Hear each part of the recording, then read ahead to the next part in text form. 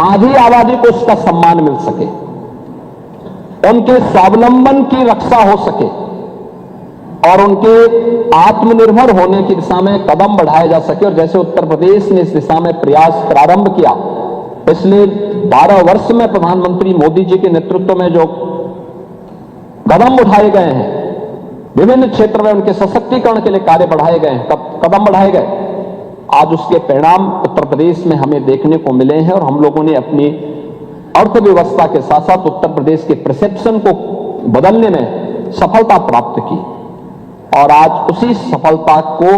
एक नई ऊंचाई तक पहुंचाने के लिए उनकी राजनीतिक भागीदारी, नीति निर्धारण और देश के कानून निर्माता के रूप में आधी आबादी आगे बढ़ सके, इससे संबंधित आज यह प्रस्ताव मैं इस माननीय सदन में रख रहा हूं। और मैं इस माननीय सदन से इस बारे में अपील करूंगा कि अगर समाजवादी पार्टी कहती है कि हम लोग महिला आरक्षण के समर्थन में हैं, तो फिर इस सदन में इस चर्चा में भाग लेकर के संसद के अंदर हुई घटना की भर्त्सना करें, फिर उसकी निंदा की जानी चाहिए। फिर नियम तो वही है जो सदन की परंपराएं बोलेंगे।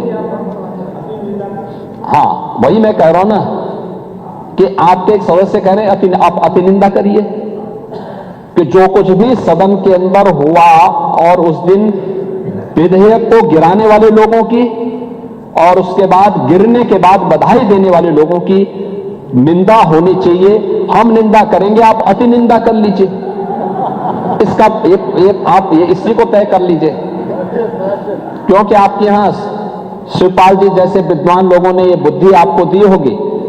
तो उस बुद्धि से आपको कुछ तो सामने आया होगा। और इसलिए महोदय, मैं इस माननीय सदन में एक प्रस्ताव रखता हूं।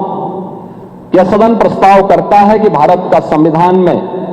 लैंगिक समानता की अवधारणा प्रावधानित है। महिलाओं को राजनीतिक, सामाजिक, आर्थिक, शैक्षिक एवं स्वास्थ्य के क्षेत्र में एनडीए सरकार के कार्यकाल में महत्वपूर्ण भागीदारी उनकी सुनिश्चित की गई है, परंतु अभी तक उन्हें संविधान की मंशा के अनुरूप जो अपेक्षित स्थान उनकी आबादी के अनुरूप प्राप्त होना चाहिए, वह नहीं प्राप्त हो पाया। राजनीतिक, सामाजिक क्षेत्र में भी महिलाओं को निर्णय का अधिकार प्राप्त होना चाहिए, अतः संविधान की मंशा के अनुरूप उन्हें अपेक्षित स्थान प्राप्त कराने के लिए नारी शक्ति बंधन अधिनियम 2023 एनडीए की सरकार ने पारित कराया, परंतु महिलाओं को अधिक अधिकार देने में बाधाएं उत्पन्न की जा रही हैं। इस समय के पहले उन्हें अधिकार प्राप्त हो और आगामी संसद के चुनाव में यह अधिकार प्राप्त हो, इस देश से जो बाधाएं उसमें पैदा की गई हैं, इन बाधाओं को चिन्हित कर उसका निराकरण एवं महिलाओं को अपेक्षित स्थान प्राप्त करने की दिशा में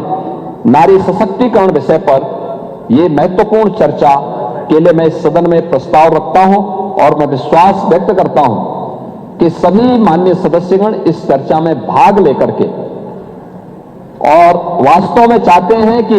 आधी आबादी को उनका अधिकार प्राप्त हो, तो फिर 17 अप्रैल को सदन के अंदर यानी देश की संसद लोकसभा में इंडी गठबंधन के आचरण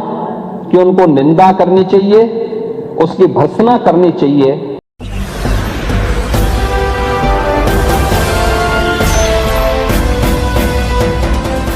आप देख रहे हैं लाइव न्यूज 99 राष्ट्र सबसे पहले।